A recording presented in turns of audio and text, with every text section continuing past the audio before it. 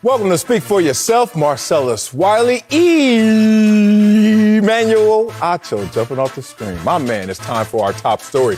Brought to you by Popeye's Louisiana Kitchen. All right, let's keep it rolling then. The Texans hired their defensive coordinator, Lovie Smith, to be their new head coach.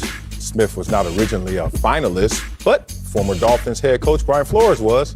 His lawyer issued a statement saying Flores was happy the Texans hired a black head coach, but added, quote, "It's obvious that the only reason Mr. Flores was not selected was his decision to stand up against racial inequality across the NFL." Acho, did Brian Flores make a mistake filing a lawsuit against the NFL? Y'all buckle up. Y'all buckle up. We about to go places. No, he did not make a mistake filing this lawsuit, but I'm going to bring this full circle and hopefully have one of the best conversations you all see on any topic all day right now. He did not make a mistake because Brian Flores' intention, at least what he verbalized, was he wanted to see more diversity across head coaching positions. He said he understood the risk. Let's throw up the statement again real quick. Brian Flores saying, "God has gifted me with special talents to coach the game of football, but the change is bigger. The need for change is bigger than my personal goals. In making the decision to file the lawsuit, I understand," paraphrasing obviously, "that I might lose the opportunity to coach again."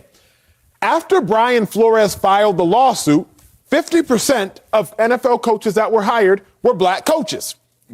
Before Brian Flores fired the lawsuit, one black coach out of 28 coaches. After the lawsuit, 50% of the NFL coaching hires were black. It might be causation. It might be correlation. It might be coincidence. Either way, it happened. Okay. So Brian Flores, if your objective on February 1st, 2022, was to see a more diverse talent pool at the head coaching position, then you achieved your objective.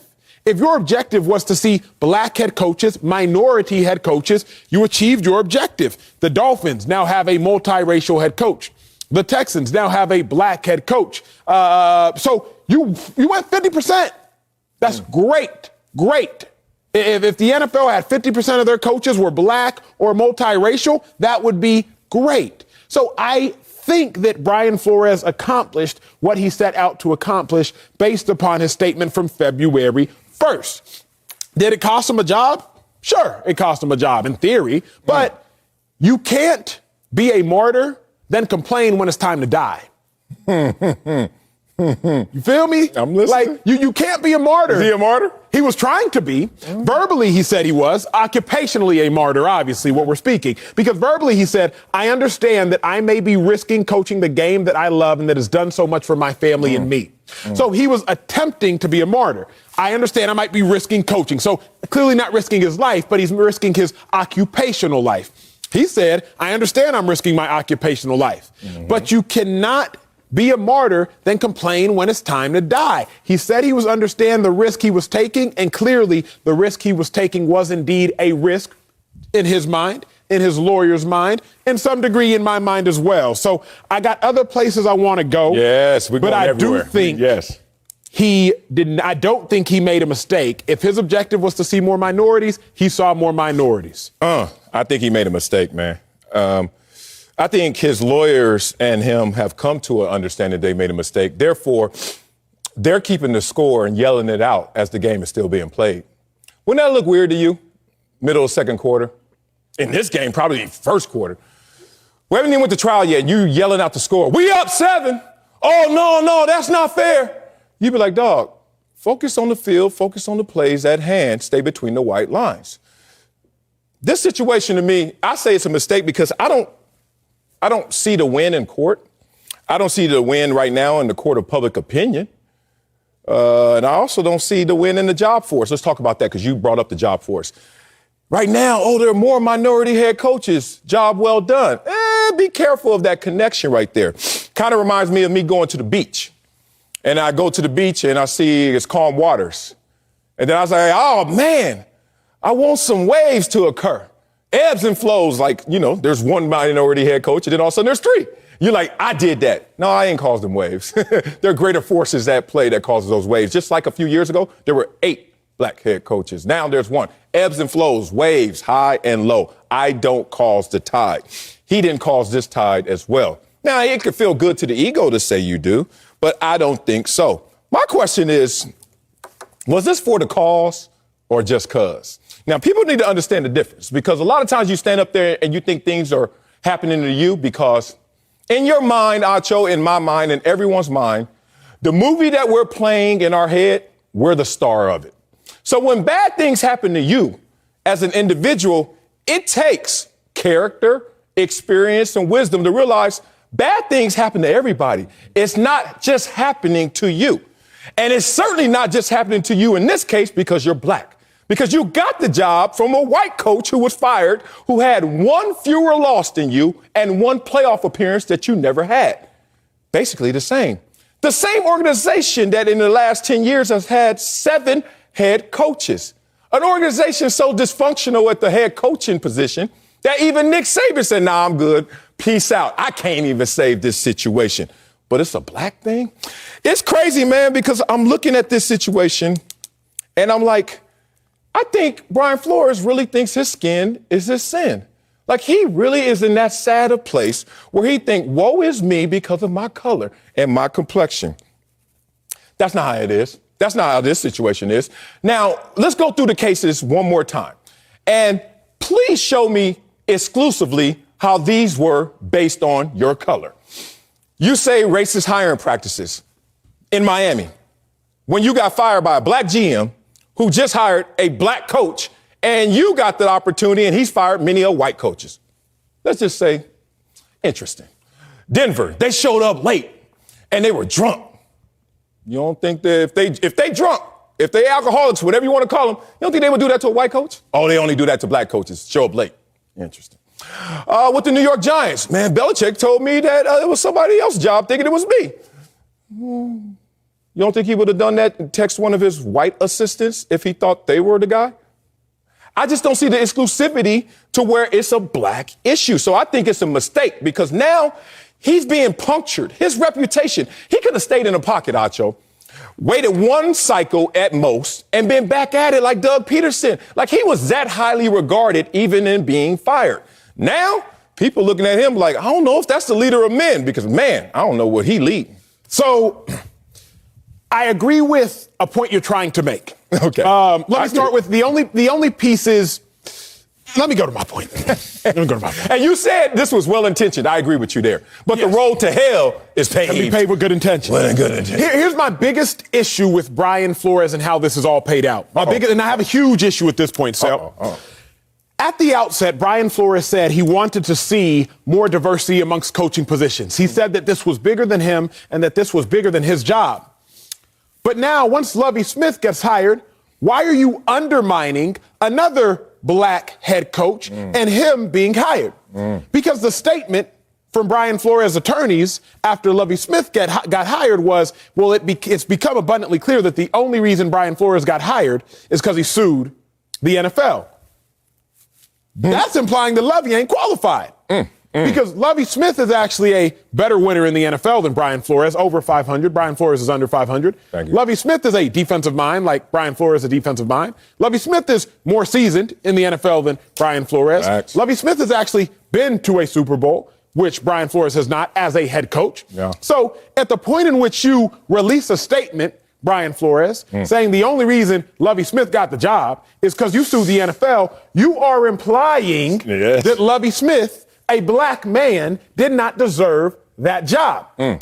So now you, Brian Flores, a black man, are shooting at another qualified black man. I see problem. But now let me bring up the bigger problem, which I wanted to brush under the rug, but I cannot, I shall not, I shan't not.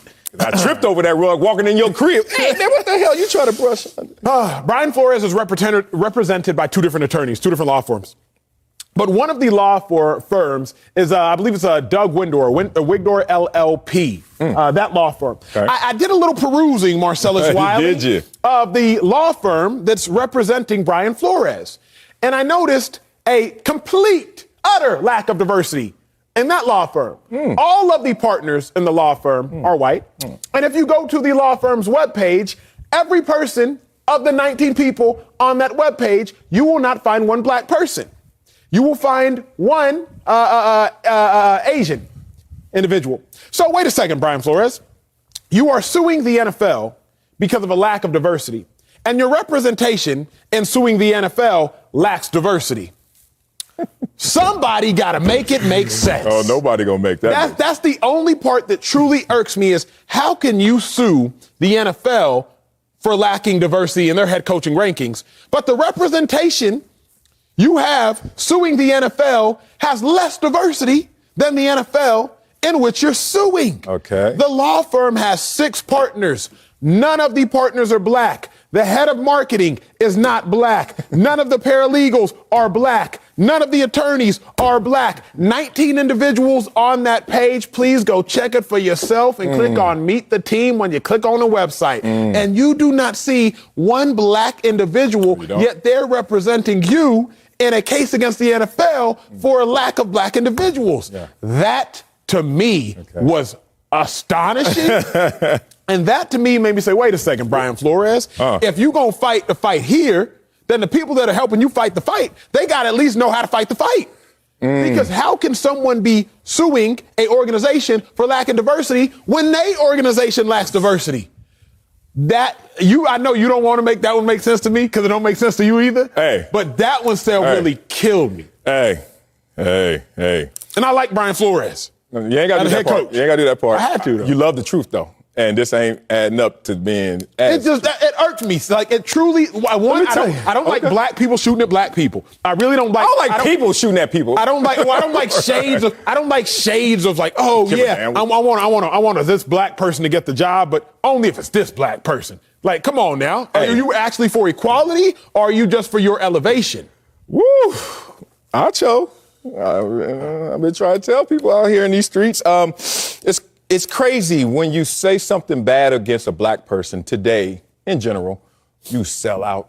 Say something bad against a white person, in general, you racist. That's what I deal with every day on social media. Want to know why I ain't on social media that much? I'm raising kids, damn it, because I'm not going to let them contribute to this ignorance. My grandmother told me a long time ago, baby, you can't make sense out of nonsense. He made a mistake, dog. And it wasn't a sensible mistake either. I think it was with, as you want to say, good intentions, as I want to say, I've given them the benefit of the doubt. I'm not so sure if the intentions were even good. Let's tell you why. Let me say why. This reminds me of Kaepernick in this respect. There was one thing about Kaepernick's layer of issue that started to uniformly agree people. No matter what side you're on, people kind of start holding hands on this. You're suing, right? You're suing an entity. How bad is it if you still want it? I'm going to say it again. You're suing the NFL, Kaepernick. You're suing the NFL, Brian Flores. You're suing the Dolphins. Well, how bad is it if you still want an opportunity in it? Remember Kaepernick was talking about oppression. Okay, agree if you don't, or disagree. But how bad is it what you're talking about if you still want to be a part of the same thing you're talking about? When you map that onto this situation, you start to say, hey, bro, what is going on? I'm seeing you now with your second offense, as you want to say, black on black crime. That wasn't his first offense. A law firm that even the head of diversity ain't black. You're like, God dang, dog, where the hell you go? You trying to tell me that a black man crying racism can't have white lawyers? Yeah, he like, I can't make it make sense because you can't make it make sense. Acho, let's talk about this. The first offense was he got fired by a black general manager. But he wanted to go past that layer. He wanted to direct his attentions to the owner, which in contact with ownership, you have the least amount of contact with the owner. You have more contact day to day with the general manager. That's just typical organizational structure. I saw that as an offense. I was like, why are you portraying the Miami Dolphins that has a black GM, black head coach, fires a black head coach to get another black head coach as racist? If that's not an example of not racist, then good luck finding another example. Here we go, Acho. My man right here needs to get rid of the paranoia. He needs to get rid of this feeling that these things are happening to him because of his exterior, his complexion. When all you have to do is look at the Miami Dolphins and their record of hiring and firing and just do this blind taste test. Put all the resumes in there, all the records together. You wouldn't see his stick out to a point where you said that guy keeps his job. It blends right in with the rest. It blends right in with an Adam Gase. And that's unfortunate that he wanted to take it to this level of elevation when really all he had to do was look at the resume. Yeah, I mean, I think, the bigger issue that most people won't talk about. One, because I don't think they understand this conversation. And two, they might be a little more trepidatious of this conversation. Not just what is a color issue for Brian Flores. I think it might have been more so a culture issue. I always say there's a difference between color and culture. Yeah. Brian Flores, it might not have so much been a black thing as it just been a difference in relational response, upbringing, likes, dislikes kind of thing. That might have been why you did not get along with Dolphins management. And Sel, I know we're going to touch on this one again, so I'm just going to conclude my thoughts, but it is very frustrating to me when Brian Flores, you say that your objective is to see more diversity at the NFL coaching position, and you see more diversity at the NFL coaching position. Yeah. But once you accomplish what you stated was your initial objective, you then go undermine the diverse candidate who was hired, Lovie Smith, by saying it was only because you sued the NFL that Lovie Smith was hired, which thus implies that Lovie Smith did not deserve to be hired, or Lovie Smith was not more qualified than you or equally as qualified as you. You cannot have it both ways. If you are claiming you want to be a martyr, which Brian Flores implied, then you cannot complain when it is time for your occupation to be killed. Yeah, and look, those receipts right there, his actions are more telling than what his words and his intentions are. Like you can't just lay down and say, well, I tried. Like, I could go to the park right now and try to dunk. Let's be a little more sensible in perspective than that. So let me tell you how that dunk's going to go. It's not going to go well. Just like this situation when you all of a sudden want to elevate the fact that you just couldn't take your L. Take your L. Woo! Take your L, because it puts us in a bad position because you're now going to get boxed in. And one thing that I'm very comfortable being is out the box. And they try to box you in all the time, right? Marcel, you don't sound pro-black. Nah, fool, I'm anti-BS. And I play for Team Truth. Team Truth is going to take me a lot of different places, and it's going to look a lot of different ways. And I just don't understand why Brian Flores didn't understand what his agency was. Do you know what your agency is? Your belief, your feeling of, I control my destiny. I control my life. And in this moment, instead of him saying, if it's to be, it's up to me, he said, if it's to be, it's up to them. And to me, I would never give my power away like that. But I do think this much, I do think this much is, I don't mind what Brian Flores did if he would have just made the statement, congratulations on Lovie Smith getting the job. It is good to see more diversity hires in the NFL. Why? Well, here's why I don't. Because then he set out an objective and he accomplished it. Mission accomplished. I wanted to see more diversity in the NFL. Wow. Since I sued the NFL, I saw more diversity in the NFL. Then, okay, I'm good. But what I have an issue with, Sel, is I want to see more diversity in the NFL. I see more diversity in the NFL. Then I have a problem because they hired that black man instead of hiring me. If you said you wanted to see more diversity and you wanted to do this for a greater good, agree or disagree, I understand. But now I don't even understand. To your Colin Kaepernick point, it is interesting when you do want to go back and play in a league that you have an issue with. If Colin Kaepernick would have done the same things and been like, no, I don't want to play in the NFL anymore, I understand. It's that damn bad. I might not stand behind what you're getting, but I understand. So if Brian Flores truly sees an issue with the lack of diversity at the head coaching position, I understand. But then once you see an attempt at the issue being corrected, then just applaud the correction. He can't applaud the correction because that wasn't his intention. And all that's happening now is the exposure of his intention. It will continue to evolve or devolve depending on your stance of his original intention. Don't give that man credit for what Lovie Smith just accomplished. Don't give that man credit for what Lovie Smith, who has a more accomplished resume, accomplished. He didn't do that. Lovie Smith did that. Lovie Smith was not thought of as a finalist and all of a sudden got a job. Not his first job, not his second job. He's the first minority head coach to get 3 head coaching jobs. Brian Flores didn't do that. And that's like me. Like I said in my example, I go to the ocean, it's calm, and all of a sudden waves appear. I didn't cause the waves. Don't you dare connect him in terms of cause and effect like that. His issue was separate. His issue was, I wanted to be a martyr. I wanted to cause greater change. Okay. That sounds great, but you at least stand on the merits of that and keep it 100. So let me say one more thing. Go ahead. Because this is all I'm going to let you know why I think like this. My daddy raised me to defend principles, not people. So I had to deal with this growing up my whole life. Because I'll come home, I'm like, Daddy, yo, the teacher was tripping on me. He would not say, oh, what'd she say to my son? He would say, what did you do? And then I would have to explain it. He was like, well, she should have tripped. Look what you did. And I started to look at the world differently.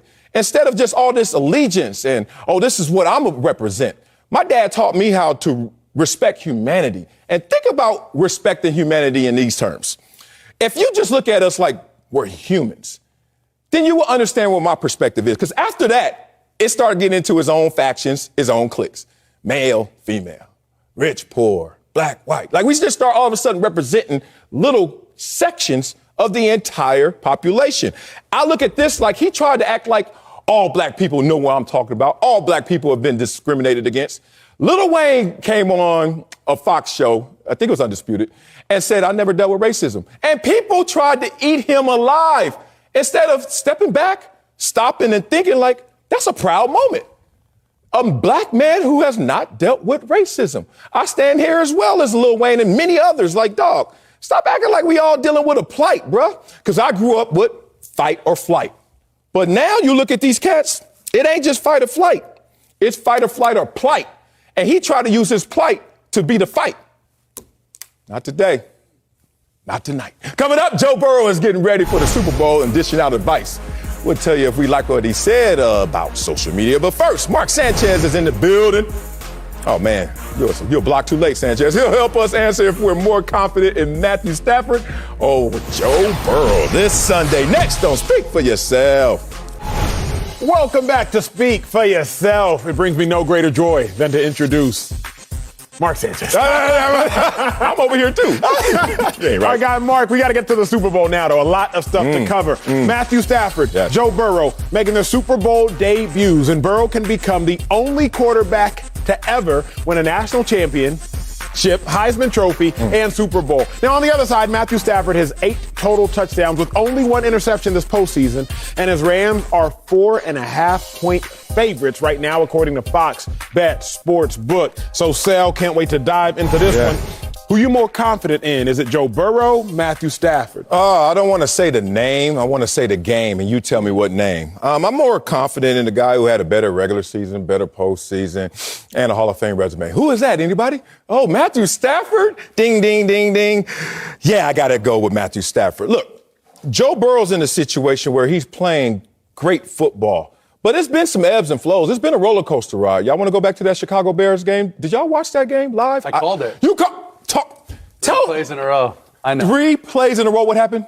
He threw interceptions on 3 plays in a row. This was back in like August, dude. I said that. I'm building my resume. I'm building my argument. Can I build it? You had September. First of all, it was in August. Hello. I'm building my argument to why I have to pick Matthew Stafford. Because the narrative out there for Matthew Stafford is Mr. Pick 6, right? Well, when was that? September, October, November. So let's talk about Joe Burrow in those same times where he's not getting the same attention, but there were some issues. You want me to make a more recent argument? Please. Let's just watch his offensive lineman say, go get him. Ole! Hit him every single 10 sacks in the last 2 games in the postseason. You look at their numbers in the postseason. Obviously, Matthew Stafford's had a better postseason. Joe Burrow, great regular season, but a step backwards in terms of the postseason. To me, it's simple, and I hate hogging the mic when I have a quarterback staring at me right there. You're good. So I want to hear what you have to say, maybe hopefully a pushback in perspective, because to me, slam dunk, Matthew Stafford. I mean, I think it's closer than we're giving Joe Burrow credit for, but I would say Matthew Stafford. Just look at their playoff resume. I'm trying to go, no pass bias based on throwing for 50,000 yards. And I tried to eliminate that from my brain. And everything special I've seen Matt Stafford do, that he sustained a level of success on some bad teams. Yes, sir. But yards per game, passing yards total, touchdown to interception ratio, completion percentage, passing attempts, your favorite, quarterback rating or passer rating. He's only been sacked 5 times, 2 rushing touchdowns. I think he's just had a better run in these last 3 games. And I think it took and credit to Sean McVay and their offensive coordinator, Kevin O'Connell, for getting him that playoff win under his belt. Yes. Right? Because they took they pulled back on the reins a little bit before halftime of that game against the Cardinals, and I attribute a lot of his success because they knew what we have in Stafford, that dude, number 9, is a baller, but he's got to get over this hump. And we got to get him there, and we might need to take the ball out of his hands and run it, take the air out of the ball and run it a couple times before halftime instead of letting him make a potential fatal mistake for us in this first game. Let's move on, because once we get past the first one, look out. We'll go to Green Bay. We'll go wherever you want. Wherever. We'll go to Tampa. We'll go whoop some ass. Yep. But they just had to get him there. So I think Stafford's on this runaway train that ain't coming back. He's got so much momentum right now. And Joe Burrow, he's kind of got lightning in a bottle. All of Ohio does right now. And they're fired up. And they should be, right? Because he's their homegrown. That's their guy, whatever. He went on a little sabbatical to Louisiana. Still balled out. Sabbatical? Now he's back. Now he's back. So I just think Joe Burrow's going to have more shots at this thing. I think, and he's still learning. Experience is the key. I mean, I love both of y'all's takes. I do think y'all are speaking on who's better in general. Who do I have more confidence in on Sunday? Joe Burrow. And it's very simple. I'll give y'all something that's a little mind-blowing when I saw it. Joe Burrow, in his last 14 games, has only been outplayed by the opposing quarterback twice. Ooh. Mike White once with the Jets, and Justin Herbert, your boy, when they played the Chargers. But outside of that, Joe Burrow will outplay every single quarterback dating back to October 10th. He's only been outplayed twice. It's not that Joe Burrow's better than Patrick Mahomes. But when they step on the field, Joe Burrow does better against the opposing defense than Patrick Mahomes. It's not about who's better in life. October again, huh? Who is better that day? No, Patrick Mahomes, I'm talking 2 weeks ago. Which one? Oh, he did beat him twice? Yeah, he beat him I'm either going to one. slice this one up. Keep talking. You give me a lot of rump roast. Either one. 11 or 17? Yeah, 17 one time. 11 for me, it's just that Joe Burrow finds a way to be better than the opposing quarterback. It's interesting when football say, well, quarterbacks don't go up against each other. It's true. It's true, but it's a little bit of TV talk. Why? Because Sel and I should both be able to attest to this. I know I can. On defense, if the opposing defense is forced as a takeaway, you go out there and you say, hey, we got to go get us a takeaway. If the opposing defense goes out there and sacks the quarterback 5 times, hey, we got to get us some sacks this game. If the opposing defense is a phenomenal run defense, we go out there and say, hey, we got to be a better run defense. It's not defense versus defense, but we do understand it's how does this defense fare versus the other defense? How do they fare? How does this quarterback fare versus the other quarterback? How do they fare? Joe Burrow outplays quarterbacks when he steps onto the football field, point blank, period. He might not be better than Matthew Stafford in totality over the course of their careers, but on Sunday, Joe Burrow will be better than Matthew Stafford because on Sunday, Joe Burrow is typically always better than the opposing quarterback. Ooh, that's tough. See, and this is when you look like the guy who doesn't like the other guy, the one that you're rooting for in Joe Burrow. I look like that guy when I start saying stuff like this. Joe Burrow and his passer rating in the fourth quarter this postseason is 78. Why do I bring that up? I don't know. Because, oh, yes, you do, if you remember. How did each of these playoff games end for his team? With the opposing team in position to win, tie, or score, throwing an interception. But who gets the credit for that? You're saying that the quarterbacks don't face each other? You're right. And it was not profound because they faced the opposing defense. And Joe Burrow's defense has saved him more times than Joe Burrow's went out there and outdueled someone. Don't forget in the Chiefs game in the fourth quarter, game tied 21-21, fourth quarter and postseason, overtime, 40 yards, no touchdown, 1 interception. Okay. But the Bengals defense all of a sudden shows up, and then, of course, Joe Burrow going to light up the stogie. Yeah, he got him in position. I respect him fully. But don't act like he out there killing other teams. Raiders game, Titans games, Chiefs games. Just remember, Raiders going down. Carr, you on the 9-yard line? Yeah. Here you go. Joe Burrow gets the credit. Titans game, come on. You've been in the league too damn long. What are you doing, Ryan Tannehill? 3 interceptions, another interception. You get the field goal, you win the game. Chiefs game, once again, I brought it up already. Joe Burrow, I'm not trying to slice him, but if you push me, I ain't gonna kill it, but don't push him. There's nothing wrong with the quarterback being the beneficiary of a great defense.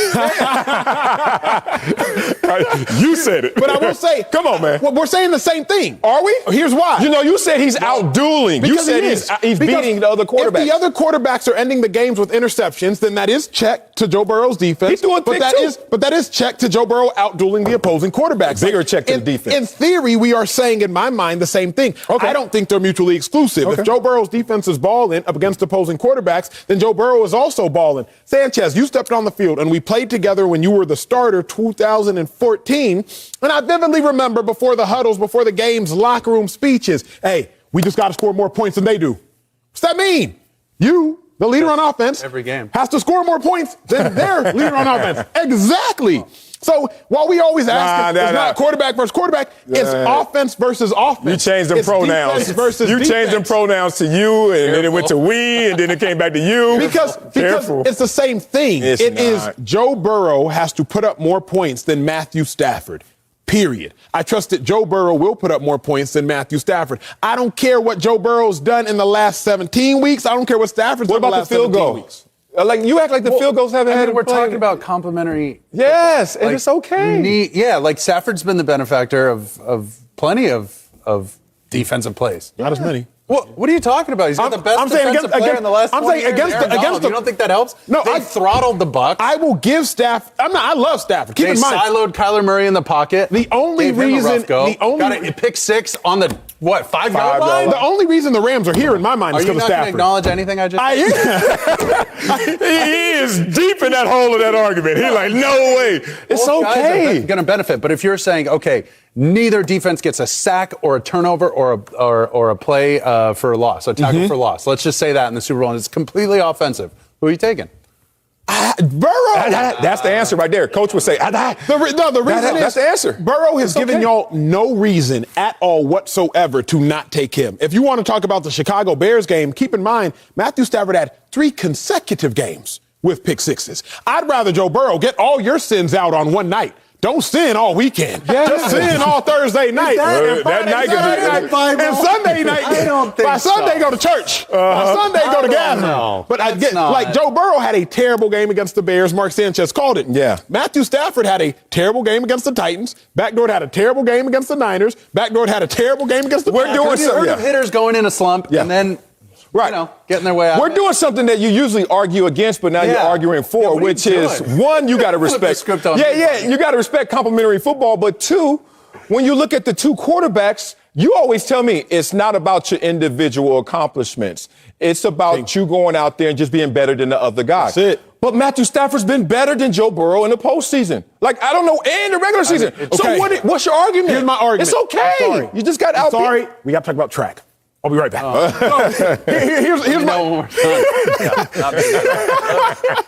Here is my argument. So you know this better than anybody. When there is the 4x1 relays, right? Everybody's running that one lap, 4 people collectively on a team running a lap.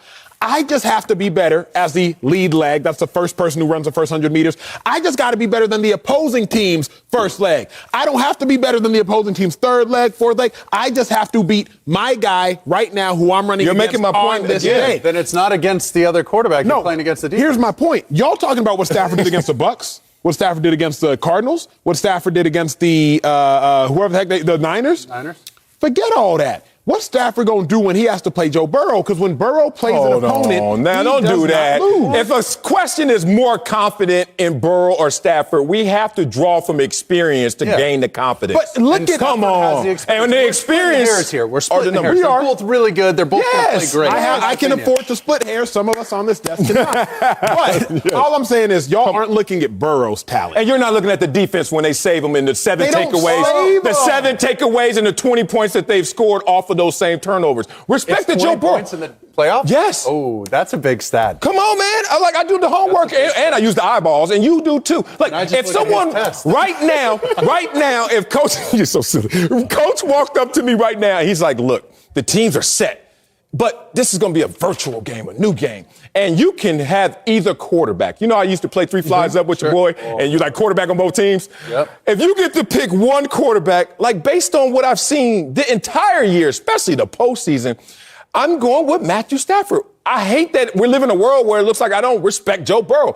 But, dog, by every metric, where do you see any number that says I support Joe Burrow over Stafford? It's hard. No, in his heart. It's wins and losses. Like, I don't get how can you bet against Burrow when at every level in every organization? You told me not to go back to September, and you went back to college. Forcing me. You came up with this question. He told me not to go to September, and you went back to college. Every level. I can't bet against Burrow. It seems like a dumb bet. Individually, do I think the Rams are going to take the game? I have to think the Rams are going to take the game. They got 4 future Hall of Famers on their squad. But individually, to bet against Burrow just seems like we already made that mistake with the Bengals when they drafted him. Oh, he's really not going to be all that great. You make that mistake when he's at LSU, he ain't going to be all that great. You make that mistake when he plays up against the Chiefs, he ain't going to be all. And here we are in the Super Bowl, and y'all going to bet against him again? I'm saving my money. All right, well. I don't know. Coming up, Joe Burrow wants, once again, young athletes to stay off social media. Whew, we have a lot to say about his advice. Good. Yes, it is. Next on Speak for Yourself. February 20th is the most iconic day in all of motorsports, the Daytona 500. Great American Race kicks off the 2022 NASCAR season, only on Fox and the Fox Sports app. Joe Burrow is in the Super Bowl, only his second season, and he helped lead Bengals to their first trip in 33 years. So he must be doing something right. Burrow gave some advice to young athletes yesterday. Take a listen. Focus on getting better. Focus on, don't have a workout and go and post it on Instagram the next day and then go and sit on your butt for 4 days and everyone thinks you're working hard, but you're really not. Work in silence. Don't show everybody what you're doing. Let your game on Friday nights and Saturday nights and Sunday nights show all the hard work that you put in. Don't worry about all that social media stuff. Marcus back with Acho. What are your thoughts on Joe Burrow's advice for young athletes? I'm disregarding it. Their advice is their advice. It's not necessarily applicable for you. Always remember that. When somebody offers you advice, it is exactly that. It is their advice. It might work for you. It might not work for you. One of my favorite quotes from Will Smith's new book, he talks about you are a unique occurrence and you and now have never occurred before. So always operate under a unique understanding that you and now have never occurred. So maybe it'll be different for you this time around. What I break that down is, it depends how you want to get on the mountaintop. I haven't seen one commercial that Joe Burrow is in. Seen several commercials that Baker Mayfield is in. Baker Mayfield is killing Joe Burrow off the field. Killing Joe Burrow off the field. On the field, Joe Burrow got Baker Mayfield largely beat. So what do you want? Do you want to be the best quarterback or do you want to make the most money? Now, they're not mutually exclusive. You can do both. But when Juju Smith-Schuster was balling, the offensive player of the Steelers, off the field, he wasn't making no noise. When Juju Smith-Schuster is the biggest name off the field, different endorsement deals, Oakley, etc., he ain't been balling on the field. Depends what you want out of life. If you want to be a silent assassin, maybe one of the greatest quarterbacks, young great quarterbacks of all time, do your thing, Joe Burrow. But Baker Mayfield is one of the greatest young quarterbacks as it pertains to endorsements. And if that's what he wants to do, then do that. But don't sit here and start feeling as though you're slighted because you're shining off the field. Greatest basketball player, one of them, LeBron James. Every endorsement as you drive down Sunset Boulevard, from Calm to tequila brands to whatever the case may be. The late, great Kobe Bryant. Every endorsement y'all remember, from the Nike ads to Body Armor, whatever the case may be. Aaron Rodgers about to win 2 consecutive MVPs in every State Farm commercial. Patrick Mahomes may be more talented than Aaron Rodgers in every State Farm commercial. So just because something sounds great on social media does not necessarily, which, by the way, Joe Burrow got hot off this clip because of social media. So just because something sounds great on social media does not necessarily mean it is applicable for you. It's cool and it's a great rah-rah thing, but it is a different day and age, man. Do what you got to do to succeed in your own life. That's an interesting take from a gambling man. Because I think what Joe Burrow was highlighting are some of the principles of this world. Some of those old tried and true tales that we've heard from grandparents on down. And as a gambling man you are, it's interesting when you go, and I sit at the casinos every now and then. I sit down at the table every now and then. But I'm the dude that's going to double down when I got 10, and I'm also split 10. I'm also going to do things. I see the dealer has 17, hit me again, and people look at me like, don't do that. But then sometimes I win. I'm like, and then they're like, yeah, but over time, that ain't going to work for you.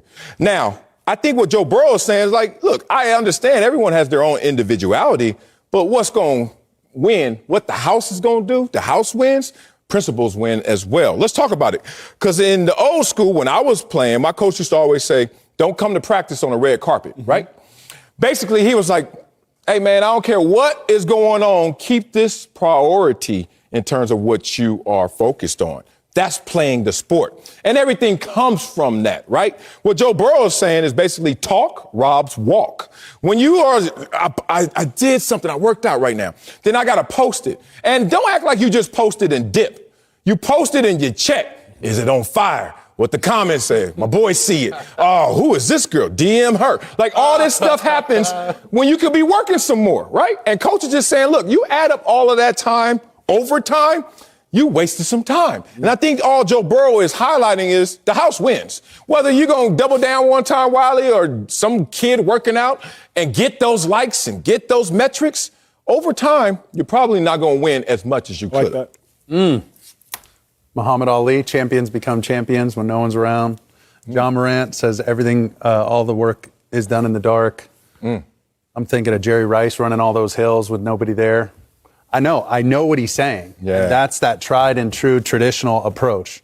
But then I hear Acho's take, and is there a place for social media? Is there a place for putting your workout on social media to show young kids how to play, to play the position, what footwork works for him? This could work for you. Yes. Is there something beneficial to that? Yes. But is it also a trap? Absolutely. 100% a trap. So bottom line to this thing is, like, if you're going to follow the workout in, like, you know, the Men's Health or GQ ad, like, okay, it sounds good. Like, see if you can do it. Great. That might be a starting point. But what works is boring. What works is, you know, it doesn't happen overnight. It takes forever. It's tedious. It's hard. And nobody's there. It's lonely when you're working like that. Yep. So I think that's what he's getting at. But bottom line, everything in moderation. Is there a place to put stuff out on Instagram? Sure there is. Yeah. Is there overboard? Is there a cliff you can fall off of and get in this black hole? Like, yeah, of course. But I see where he's coming from, and that's his, you know, underdog, Karate Kid, Rocky kind of mentality. And that's fine. That's who he is. That's what he believes. And it's worked for him. So like you said, do what you do. And here's the thing. I don't know if we love the message as much as we love the messenger. Why do I say that? Fair. You know, one of the things I hate most when watching NFL games, don't know if I'm allowed to say this or not. I'm saying it anyway. One of the things I hate most when watching NFL games is there are 60 3-star players on the field and only 3 5-star players on the field. So you can still accomplish your goals if you're an underdog, right? And I'm like, I was a 3-star player. I get it. And I get the message here, right? Why are you mad? Because there are only ever 15 5-stars every year, and there are roughly 300 plus 3-stars. So the math is very simple. Duh, there are more 3-star players on the field than there are 5-star players on the field. Sounds way better when they say it than when you say it. Exactly. You had me. That part. Because it sounds really good. Joe Burrow, he's at the top of the mountain right now, and his life is an underdog. Y'all know how many cats are working privately, not posting it? They're never going to amount to anything nationally. So while this worked for Joe Burrow, we like the messenger. We don't necessarily like the message. There's somebody right now we don't know about who's working right outside right now, climbing hills and sprinting hills with one of them stupid breathing masks. Oh, no, I got one of those. Not stupid, hard as hell. Hell to pay. Yeah, scientific research says it does nothing. Yeah, but my body says it does. Damn it, research that, damn it. When I wear it, I'm feeling it. So there's somebody right now, Sal, grinding in silence and is never going to make it. Flip the pancake. Flip the coin. Look at the other side. How many dudes we know that post, and then you say, what happened to him? How many times we grew up in our It's like, he did it both ways. No. Let's be real. Once he was established, he built the mountain, and then at the top of it was like, oh, by the way. It's not even neither one of those. And I wrote this down. These young kids are not in position to hire a team that does that for you. All you got to do, once you get the dough or you get a company, social media company, you go into your photo albums, shared album, send it to them, and they do all the work, right? That's true. But that's a Tom Brady thing. That's why he sent me that care package. You think Tom Brady say, oh, Marcellus needs a mask and Marcellus needs a care kit? No, he's like, go hit Marcellus up, and that's it. These young kids don't have a team. And if they do have a team, great. But how much of it is robbing you of your time and your focus? Joe Burrow to me is just basically saying, stop showing your work and just work. Like, the receipts will be the results, not necessarily the shine that comes in the process of achieving those same results. I like it. Like, to me, it's great advice. It's not for everyone, as Acho pointed out. But what is advice? So, just break it down. Yeah, it's somebody's personal experience, and then they offer, an umbrella blanket solution potentially to yours because they're not in your shoes, but I'll advise you on it. Here's what I know from what I've lived or what I've heard or whatever. But like for him, if he wins 3-4 Super Bowls and then comes out with a diet plan and a thing like Tom Brady, I'm not going to get mad at him. Hey, this worked for me. The Mamba mentality, that took years to develop. I'm not mad at all at what Joe Burrow's saying. Let's make no mistake about it. What I'm saying is, let's not sit here and praise it as if it's the only way and as if it's the right way. What do I bring up again? Tim Duncan. Tim Duncan, realistically speaking, a top 10 basketball player all time. But nobody esteems Tim Duncan as a top 10 basketball player all time, because he just quietly did the work. I was always watching the Spurs because they was beating up on my Dallas Mavericks. Tim Duncan was just quietly doing the work. We don't esteem Tim Duncan or give Tim Duncan the credit he deserves because Tim Duncan was just working quietly. But Tim Duncan and Kobe Bryant, really about the same. But we always talk about Kobe in a much greater basketball talent perspective, when if you look at Tim Duncan, real talk, Tim Duncan has accomplished just as much, if not more. But what's the difference? Call the timeout. Call the 30. Call the 30. San Antonio, Los Angeles. I'm sorry. But we already starting off on different. I've been on the Riverwalk. I've seen the Alamo. That's great. But sir, Cleveland, Cincinnati. Now we're talking same thing. And Baker Mayfield got Burrow way Trump. You want to keep it football? Keep it same state. Baker Mayfield got Burrow killed right now as far as overall branding recognition. And he's just saying don't build the bridge between this branding recognition stuff and success. I did it without all that. Here's how I did it. It worked for me. It's basically what he's saying, I think. Yeah. I got two things to just conclude this. One of them, I remember hearing that advice is something you already know, but someone else tells you.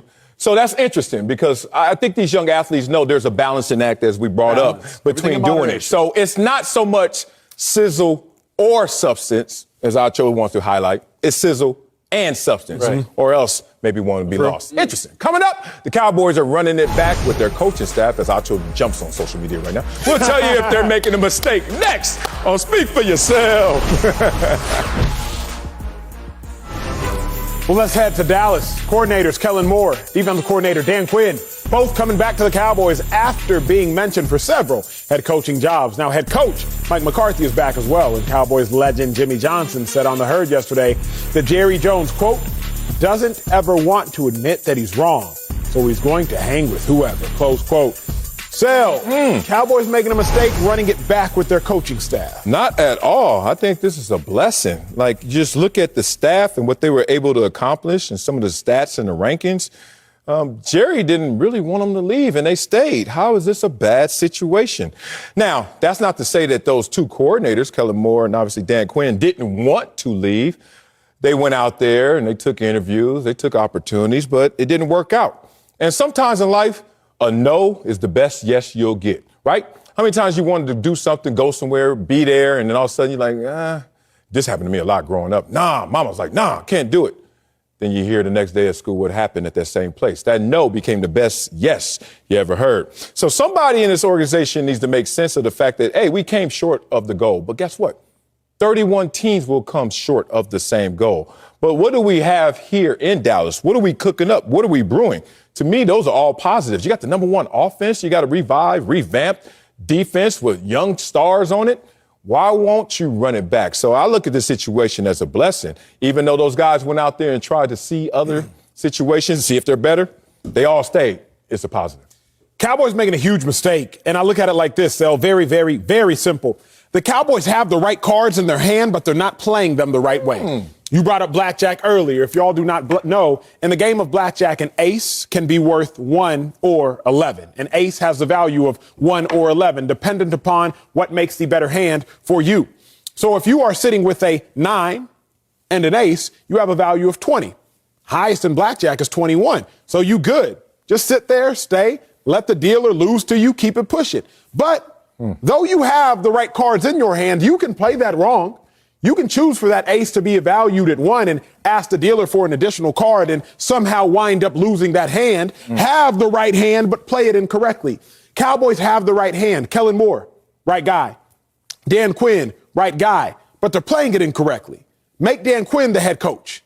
And keep Kellen Moore as the offensive coordinator. Make Kellen Moore the head coach and the offensive play caller. Keep Dan Quinn on staff as a defensive coordinator. You got the right guys. You have the right hand, but you're playing the hand incorrectly. Remember when the Rams had Sean McVay as the offensive mind, but Wade Phillips, the former head coach, as a defensive mind. Remember when you see it over the course of time, over the course of history, when you got the right guys in the building, but you just have the wrong organizational structure. I would get Mike McCarthy out the way. Keep the hand in what you have. Trim the fat. You know how they do when you go to a steakhouse. What do they do? Trim the fat off the steak. You can trim Mike McCarthy off the roster. Yeah. Just keep the real quantity and quality of what you need. Kellen Moore, Dan Quinn, and move forward. Right, guys? Played it wrong. Man. I don't see a lot that supports that other than just what you want, just what you desire. I mean, I don't see Dan Quinn, 43-42 as a head coach. I looked it up just now. All right. Kellen Moore, I looked it up, and then they wouldn't show me any coaching record. I was like, dog, Kellen Moore, he's like the coordinator for the Dallas Cowboys. He's been a head coach before, right? Nope. Kept kicking me out. Then I looked up Mike McCarthy, and it said Super Bowl champion head coach. Ooh, but we're going to replace that guy, the guy who's been to the promised land, for the guy who's never been a head coach, or the guy who was a head coach, and boy, was he treading water out there barely above 500. Can't do it, bruh. Can't do it, especially when I'm looking at the number one offense, and I'm looking at 7th in scoring defense. Y'all look like y'all great at what you do right now. Why do you need a promotion? They want a promotion elsewhere. Jerry Jones didn't fire Mike McCarthy for good reason. I think this is a situation where, tell me which one of these, Kellen Moore or Dan Quinn, had to send this text. Hey, big head, because the hey, big head means, I messed up a little bit, trying to flirt with other teams, trying to go to, hey, big head, how you doing, Jerry? They got it good right now. Mike McCarthy is sitting there as more of the governor, CEO of this team, making sure that, hey, it's Dallas. Things can get out of control real fast. And whatever you think of him, you got to give him the respect that he's been able to keep this team well contained in terms of his focus.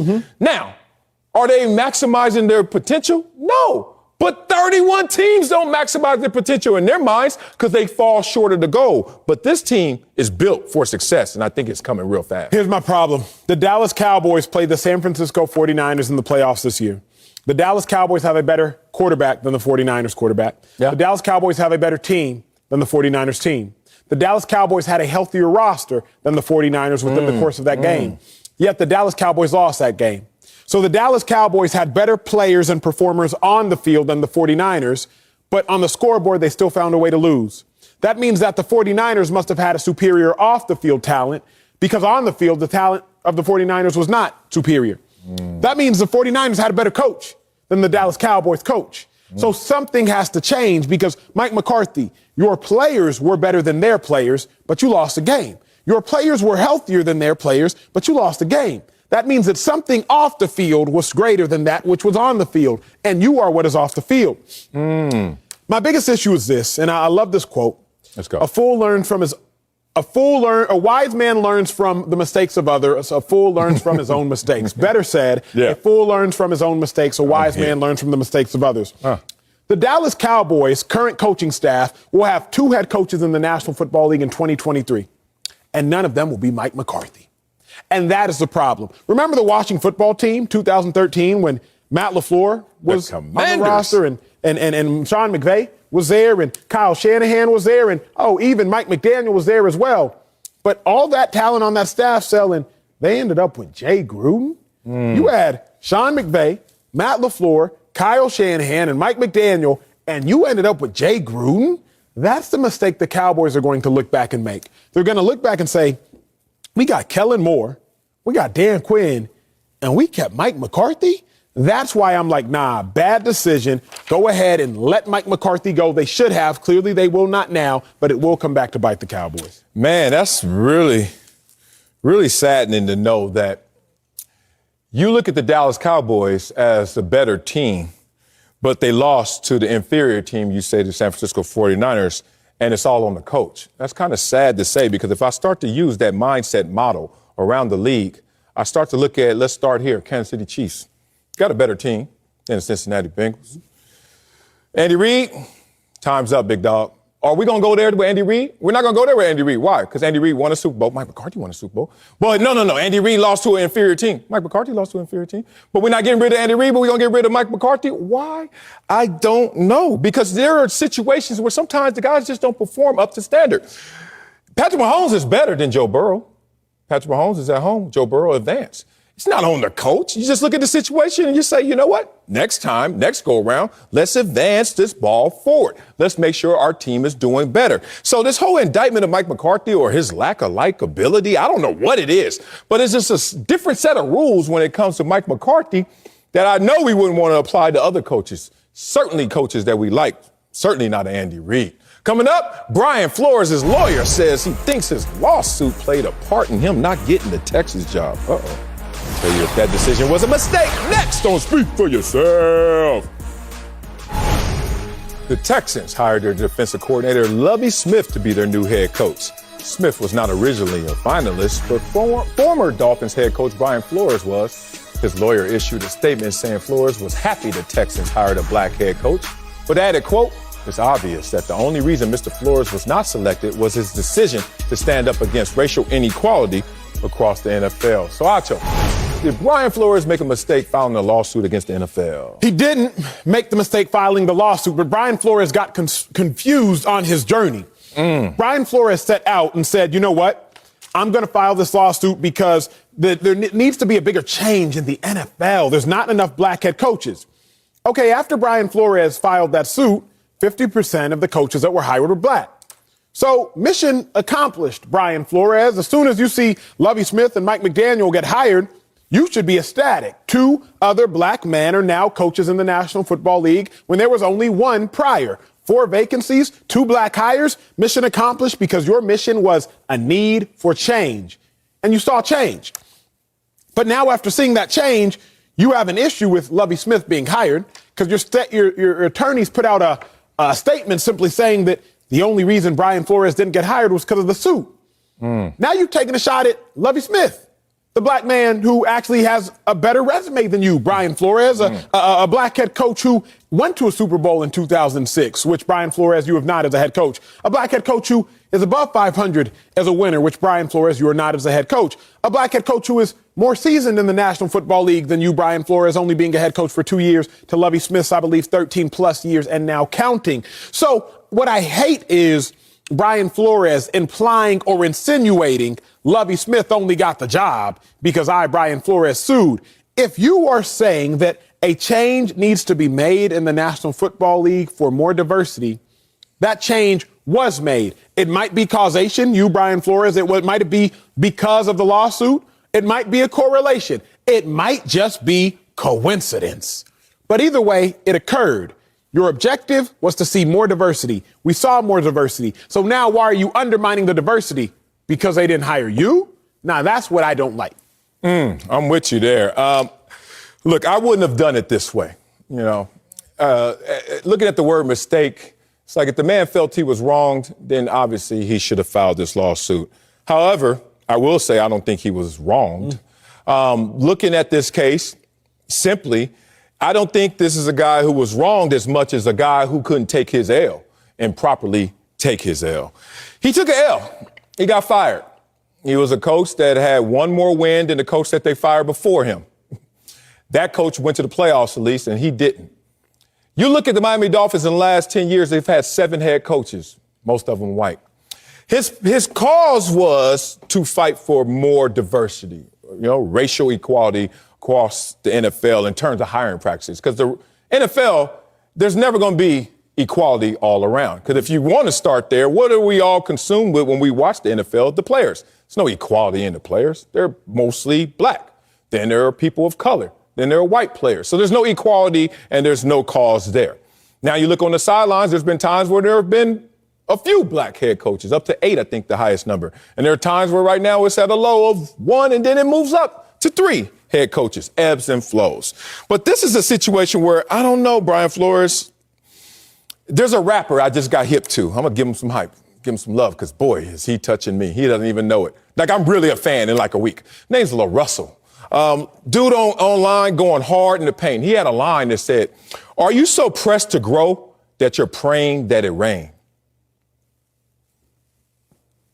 I grew up with people like that, dog. Like when things is not adding up for them, when things land on them, and instead of just taking the L and learning from it and finding a new route to get to that top of that mountain, they all of a sudden get into this vicious cycle, and you start to live out the memory, and you start to live out your own mindset of, woe is me. And then next thing you know, that becomes reality. That becomes at least your deep perception of reality, because you start to look at things like, oh, this happened just because of me. And then you start to take it to other places that may not be true. This happened because I'm black. They didn't fire you because you were black. A black GM in Miami didn't fire you because you were black. Another coach that was hired is black. They didn't fire you because you were black.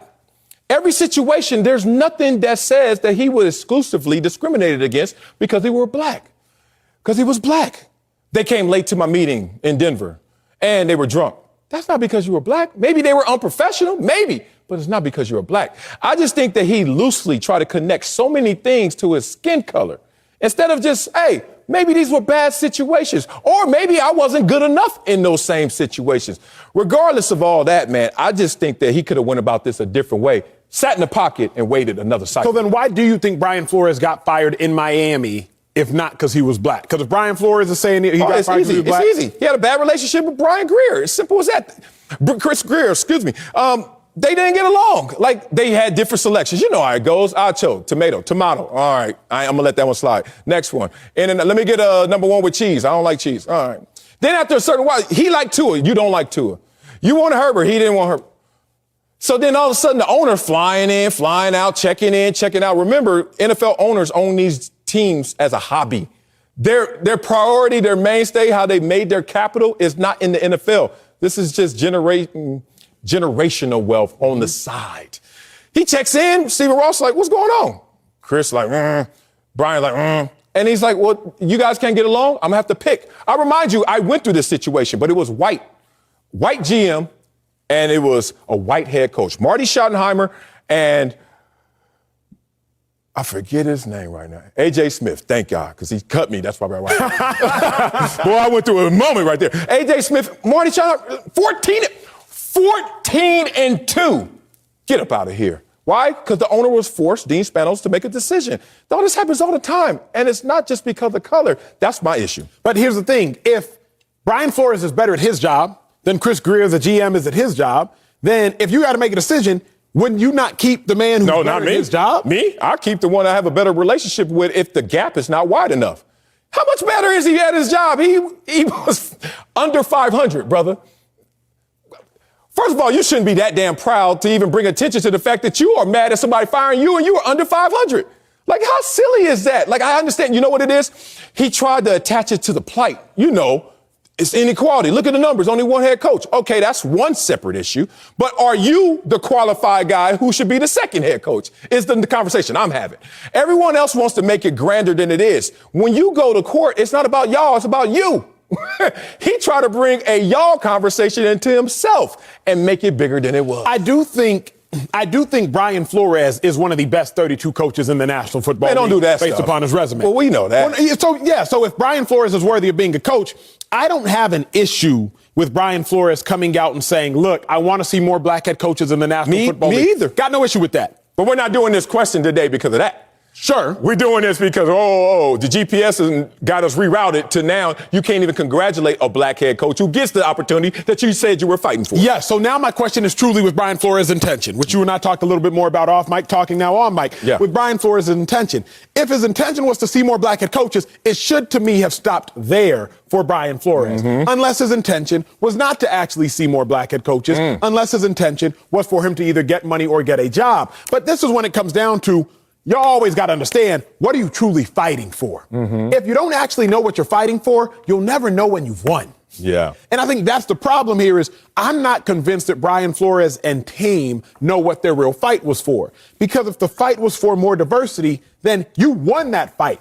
It might not have even been your fault you won the fight, but you've won the fight. But if your fight was for you individually, Brian Flores, then clearly you've lost the fight because you are now without a job. But you understood what was at stake when you started to wage this war against the National Football League. And in theory, you have won the war. You might not have won the suit, but you've won the war. And for me, I'm like, bruh, if you've won the war as it stands right now, then you should just be congratulating Lovie Smith, Mike McDaniel, and keep it pushing. Because to your point, if the Dolphins fired a black head coach and replaced him with a black head coach, then you should see no issue with what the Dolphins did. Because if it was discriminatory, they replaced you with a black head coach. Dog. It's exhausting to see this situation still getting this amount of attention on all sides. It's exhausting to hear that there's still the conversation of we need more minority head coaches. It's exhausting because guess what? That should be handled. Like whatever that looks like, it should be handled instead of a pressing conversation. But I'm the one that always tells people there's not equality in this world. So wherever you're looking, you're going to see inequality and inequity. But let's see why Brian Flores couldn't see this one clearly. Because obviously he's shifted in terms of position. Because if it's about more minority head coaches and one gets hired and you're not in full celebration of that, you have a different intention, another intention. And I think it's the wrong intention because I think he's looking at the wrong information. He can't see clearly through it because he's not knowing what to look for. You got a coach hired. Nah, that ain't what I'm looking for. So what are you really looking for? Let me tell you what he's caught up in. The paranoia. And that paranoia is created by reality meeting propaganda. Here's some interesting things, Acho. As you always talk about it, but let's just paraphrase it. Do people know that cows kill more people than sharks? Like cows. But you know what's interesting? You go by a cow, you don't feel scared at all. Get by a shark, you're like, I'm out of the element, out of my own. You know that, and it's funny, I have kids, I had to learn this fun fact, and it's not fun. Swimming pools kill more kids than guns. Now, it's interesting, a lot of parents want to know, do you own a gun before I let my kid come over, spend the night, et cetera? And no one asks, do you have a swimming pool? And that's what's more deadly to kids. All I'm saying is sometimes you'd be looking at the wrong things and you'd be triggered by the wrong situation. A league that has 59% black players, 70% players of color, we never want to just give that the props it fully deserves or the full attention and always talk about what we don't have. That's not the problem. When we finally get another one, you still can't even celebrate that moment. I'm exhausted, dog. I ain't got nothing else to say about Brian Flores. Good luck in the suit, big dog, and good luck getting another gig, my man. Coming up, is Matthew Stafford a lock for the Hall of Fame if he wins the Super Bowl on Sunday? We'll answer that next. Don't speak for yourself. Cleveland. Great race with none of the bull. Matthew Stafford is a few days away from his first Super Bowl appearance, and he is in the top 5 all time in passing yards and touchdowns among quarterbacks without a Lombardi trophy. Emphasis on without the trophy.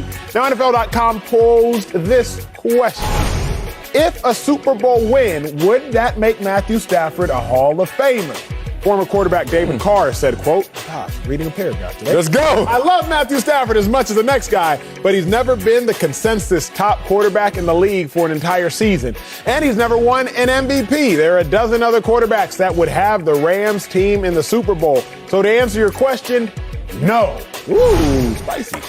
So Marcellus Wiley, is Matthew Stafford a Hall of Fame lock with a Super Bowl win? Yes, he is. Yes, he will be. Look, the resume is right in front of you. Like, the answer is right in front of you. One of them open book tests. It's not a trick question. If he wins a Super Bowl, he is now a champion.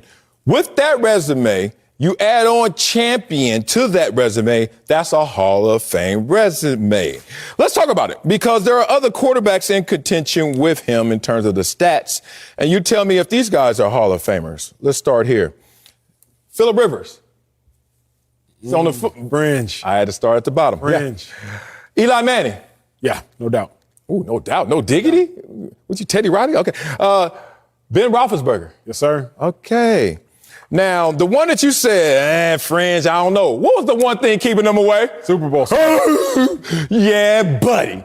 Now, if you get that, check that box, Matthew Stafford. Oh, you in there, brother. Because look at all the other stats.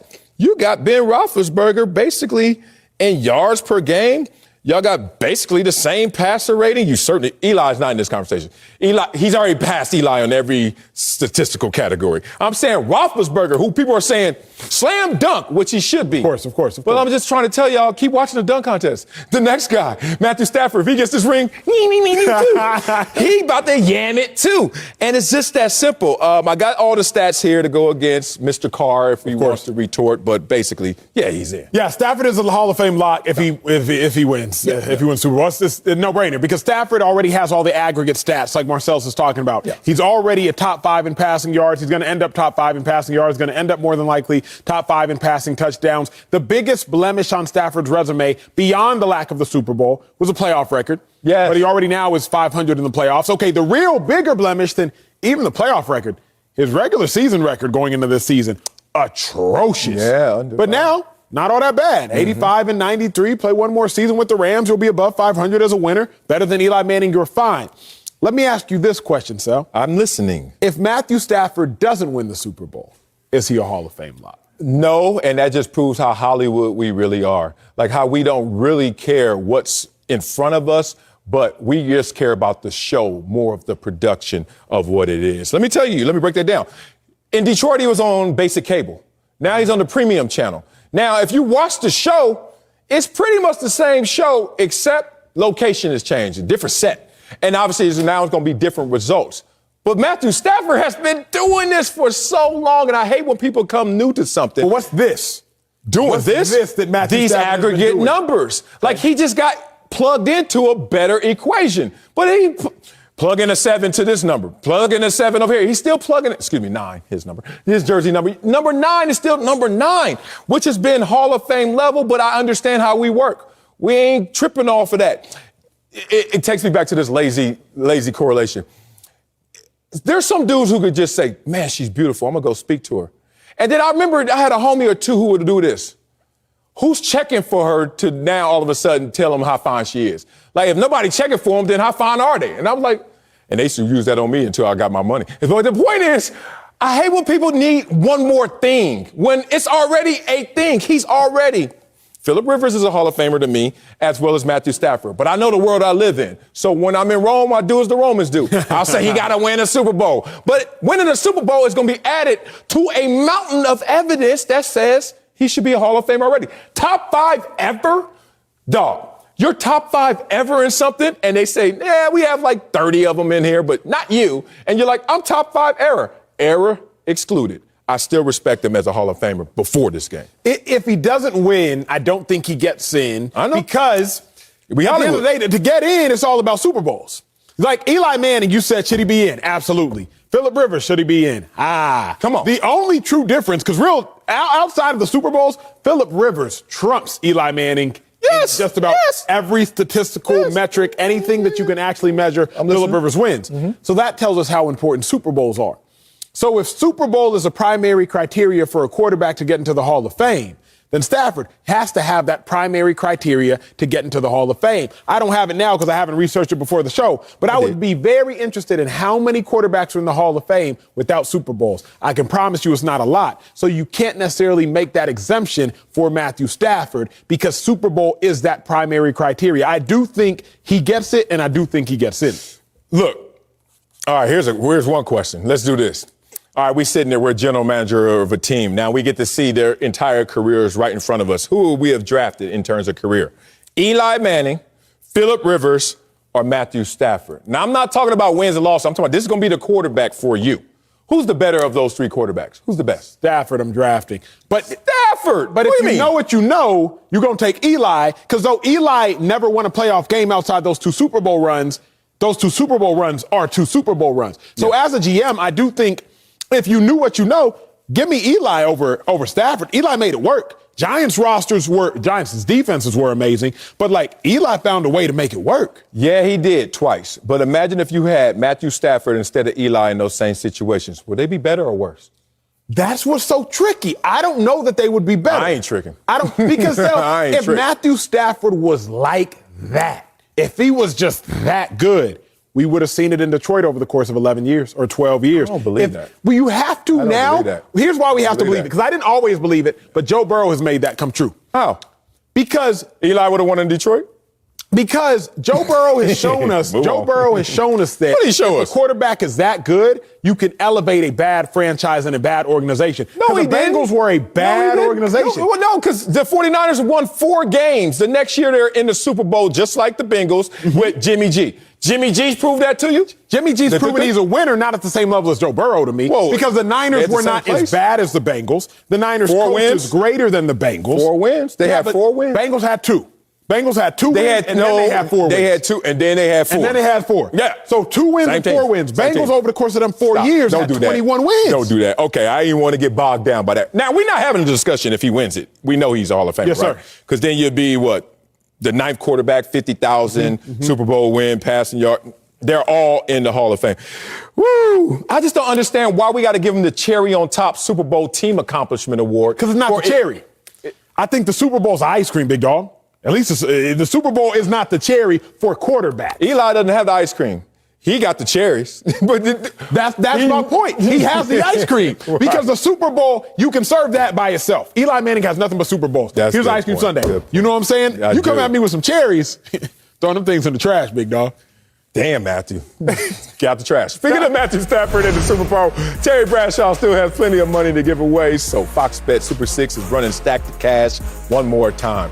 Last 2 jackpots surpassed $325,000, and they want you to make this one even bigger. Scan the QR code, download the Super 6 app, enter your picks in the Super Bowl contest for your chance at the growing jackpot. And invite your friends, too, because the more people who enter, the bigger the jackpot gets. Coming up, is Tom Brady really retired? We'll tell you what we think of his never say never comments next on Speak for Yourself. Interesting. Tom Brady is retired, right? We all saw the Instagram post and all the tributes, but Brady may have left the door open for a possible return. He said yesterday, quote, "I'm just going to take things as they come. You never say never." Acho, what do you make of Tom Brady's comments? I think it's dumb. Tom Brady ain't coming back, and Tom Brady don't need to come back. Tom Brady, when you get going on something, you cannot afford to stop and try to pick back up again. So you know how hard it is, whether you're going on a long run, whatever the case may be, you in a workout, and then you stop for a second, it's like, I'm supposed to restart? Like, that's something kids can do. Like, you know, dogs, they say, ain't got to stretch. They ain't But stretching. humans, we stretching. Tom Brady going to take a year off at 44 and try to reappear in the league at 45? No, I don't see it happening. Plus, we've been talking about your retirement for 2 weeks. And you're going to do this again? Like, how long you going to talk about your retirement, big dog? Like, we already say you're the greatest of all time. We will talk about you for decades and centuries to come. Yeah. So I think it's dumb. I think he's already left on such a high, won a Super Bowl in another organization. What is the point in even flirting with the idea of coming back? You know, there's a saying to walk away at the top, right? When you're at the top of any craft, any endeavor. You know who says that? Not the person that's walking away at the top. Everyone else tells you, we want you to walk away at the top because we want to keep that memory of you at the top. But what about the person that's in that moment, that is actually Tom Brady in this moment? I told y'all when this retirement talk was going on, he ain't going nowhere. Now you're starting to see him leak. You know why? Because when you start to wrestle a monster, even if you win, it doesn't tap easily. And that's a 22-year-old career monster in there, still at the top of his game, at the peak of his power, saying, that's it? Oh, no. Sleepless nights. Dog, people always say, man, you know, life is too short. And, you know, the days are fast and long, whatever you want to think in perspective. But let me tell you one thing, Acho. 24 hours is a long time, especially when you ain't got nothing to do. Now, I know Tom Brady going to be speaking engagement here. You're going to be getting pulled here, event there. But do you get the thrill? Do you get the chills? Do you get the same level of joy out of doing those things as playing sports, playing a child's game, playing football?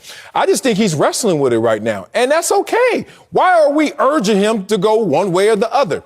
Let's take it next year, Week 14. New England Patriots. They're not winning that division because Buffalo's there, but they're tied in that division. And Mac Jones, I hate to wish ill on him. He goes down. And Belichick's like, hey, Tom, what it do? How you doing? Hey, big head, what you up to? You don't think Tom Brady going to take an opportunity like that? I have that in my notes. The only potential is if a team like the Bucs or the Patriots can get into the playoffs, Tom Brady can avoid having to play the duration of the season in camp and can get to a Super Bowl, then I do think he comes back then and only then. But let's personalize it, have a little therapy session on national television. Let's go. The reason I want Tom Brady to be done is because I far too often have seen former pro athletes struggle with retirement. Regardless of their level of success, I've seen them struggle with trying to transition because for 22 years, more of Tom Brady's life has he been playing professional football than he has been alive. So for 22 years, every April, he's gone to camp. For 22 years, every August, he's putting on the pads. For 22 years, every September, you're starting an opening weekend. For 22 years, he's been doing something. And now he has to teach himself and train himself how to do something else. That is a hard transition. So as a result, I'm like, once you have made your mind up, commit to it. It's easier than trying to sit here and toil and wrestle with going back and forth and back and forth. Eventually, you have to just rip that Band-Aid off. Don't keep ripping it off and then putting it back on and then ripping it off and then putting some more of it back on. It's just going to elongate a painful process that has to happen nonetheless. So from my own personal experience on my own journey and other journeys close to me, regardless of how high you've achieved, retirement's hard, big dog. I'm sure you've gotten more text messages than I have from your former colleagues retired that are just going through it. And the higher you are, the lower the possibility to be. For every action, there's an equal and opposite reaction. Tom Brady's action was the greatest of all time. I'm always cognizant of what is the equal and opposite reaction when you are no longer in the sport as the greatest of all time. Peyton Manning's done a phenomenal job with it, but Peyton Manning has appeared to be a rarity. That's my only concern for Tom Brady. Well, I don't anticipate him struggling at all in transition. And like you said, there are rarities. Obviously, Peyton Manning, I'll say myself, I ain't struggle at all. I was glad to get away from football. It hurt. Let me just say that. It hurt, right? So I was done. But I wasn't Tom Brady. And it's one thing, let's not apply medicine to all. Like, that's why your name's on that bottle. Your name, Tom Brady's name. And it's interesting because he's put himself in a position to have options. Acho, how long you been doing the show? 1 year, almost 2 years? Year and a half, yes, sir. Okay, year and a half. Imagine on the 22nd year, and Acho is still Emmy Acho. You still winning Emmys. You still killing it. Still wearing mustard on the beat, bro. You looking amazing, right? You're killing it. Then you just say, you know what, Wiley, we've been doing this forever, and let me just tap. Then you call me in a month after that. Like, Wiley, you know what? I'm thinking about coming back. Guess what I'm going to say? Seat's there for you, brother. I wouldn't even mind, bother, be. Actually, I'd be a little mad at you. But I wouldn't be tripping because I'd be like, you know what, Acho? You earned that. You earned the right to continue to come back and forth. Brett Favre did it, and Tom Brady greater than Brett Favre. Why he get away with it and Tom Brady can't? Wrestle with it, big dog. We'll see how it plays. Coming up, Kyler Murray removed references to the Cardinals on his social media. Man, tell you if it's a big deal or not. Next, don't speak for yourself. Trouble brewing in Arizona. Kyler Murray unfollowed the Cardinals on Instagram and Twitter and deleted Cardinals-related photos from his accounts. Now, Arizona has until May to decide if they want to exercise the fifth-year option on Murray's contract. I hate that we talking about social media and Instagram posts. Joe Burrow upset. But we have no choice. Marcellus, is it a big deal or no deal that Kyler Murray scrubbed the Cardinals from his accounts? I think it's a big deal. It's not the look of a leader. Let's just say that. It's not the look of your franchise quarterback as he should be for these Arizona Cardinals. Look, I understand the pushback. Oh, look, man, they playing funny with my money. Well, then get the last laugh. But the way that you get the last laugh is not by going out there kicking up dust. Let's just talk about this. To me, it doesn't look quarterbacky. You know, Stephon Diggs pulled this, and it worked for Stephon Diggs, receiver. Jalen Ramsey pulled this, and it worked for Jalen Ramsey, corner. Allen Robinson did it, worked for him in wide receiver. You're a quarterback. All right. And as I look at quarterbacks, there's two ways of going about it. Two schools of thought, I guess. It's the Tom Brady model, suppress it. You know, Dak Prescott is one of those types that, hey, whatever's going on, we'll handle it behind closed doors. And then there's Aaron Rodgers. It's like, yo, let me just call up my homeboy, Pat McAfee, and just talk about it. And everybody see my dirty laundry. And look, they both get to high places. I respect it. But I think when you talk about Kyler Murray and his reputation and his responsibility in Arizona, it would be greater of him to be a more quiet leader in terms of this process. I get it. You got to go back and forth, but let y'all go back and forth, not us with you in that same process. I think it potentially could be a huge deal. I was at Kyler Murray's last game for the Cardinals this past season when the Rams beat them in the playoffs. And I was in the suite directly next to the owner of the Arizona Cardinals, the general manager of the Arizona Cardinals, and the director of pro personnel for the Arizona Cardinals, next to Michael Bidwell, next to Steve Keim, next to Adrian Wilson. And they did not look happy. And not necessarily that they were just disappointed with Kyler Murray, but they were fuming. With that being said, Kyler probably thinking, yo, where my money at? It's time for a big deal, either an extension, fifth-year option, something. But I think Bidwell, Keim, owner, general manager, looking at Kyler like, through 3 seasons, you got a losing record. Through 3 seasons, you got no playoff wins. Through 3 seasons, you getting hurt. Why are we going to commit money to you? We're not going to make that mistake that the Rams did with Jared Goff. We're not going to make the mistake the Eagles did with Carson Wentz. The days of paying quasi-proven quarterbacks that are young, that's over. It took Dak Prescott 6 years to get long-term love from the Dallas Cowboys. So they probably looking at Kyler Murray like, nah, big dog, you got to show us more. The only quarterbacks that got that long-term love, the youngins, Patrick Mahomes got long-term love, but Super Bowl. Josh Allen, long-term love, but we know what Josh Allen's capable of. And Deshaun Watson did, but look at how it's bit the Houston Texans in the back. So if I'm Kyler Murray, you're probably expecting a long-term deal. In theory, in your mind, you think you deserve it. But if you're Cardinals management and Cardinals ownership, you're looking at Kyler like, oh, you haven't earned the right to be paid. It could be a huge deal. Interesting, man. You said that losing record in totality, even though you can see the improvement, right? Brian Flores. Brian Flores! I hate you. Hey, Kyler. Hey, this is just the beginning. You about to sue they butt. Racism. Coming up, Joe Burrow has to face Aaron Donald too soon, but he says he trusts his O-line. Yeah, all right. We'll tell you if he's keeping it 100 or just 99. Next, don't speak for yourself. Oh, no racism in Arizona? On this show, we only know how to keep it 100, but others only keep it 99. Each day, we're going to get to the bottom. Who's really telling the truth? Case in point, Joe Burrow has been sacked 12 times in the playoffs, and now he has to face an Aaron Donald-led defensive line. Lord, but still has faith in his guys up front. Take a listen. I know that, our coaching staff has a great plan for them that they're going to be able to go out and execute. But obviously guys like Aaron Donald, Leonard Floyd, Von Miller are guys that are going to get pressure, have the utmost confidence in our offensive line to make it happen. Is Joe Burrow keeping 100 or 99? No, 99, big dog. But I love Joe Burrow because when you're telling a lie so egregious you can't fully say it, that's where Burrow was. I have 100% faith in my guys up front to make it happen. What is it?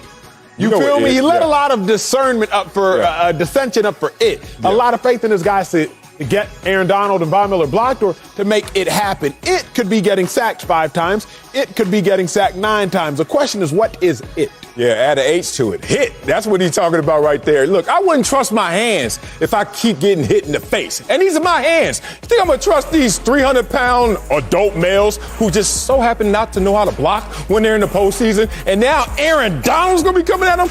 It's okay. What else you supposed to say, Joe Burrow? I get it. Stay off social media and run out that pocket. That's it for us, Fox Bet Live. Next.